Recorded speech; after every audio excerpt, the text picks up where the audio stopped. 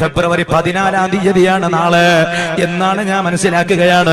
ചെറുപ്പക്കാരെ, Valentine's day ആണ്, പ്രേമികളുടെ ദിനമാ. പ്രേമികളെ ദിനാചരണ എന്ന പേരിൽ ഏതോ ഒരു നാട്ടിലുള്ള ഒരു പരിഷ്കാരം മുസ്ലിം ചുണക്കുട്ടികൾ എവിടെയുണ്ടോ ഒരാൾക്കും വേണ്ട. ഇന്നത്തെ രാത്രി ചില ആളുകൾ 12 മണിയാകുന്നത് കാത്തിരിക്കുകയാണ്.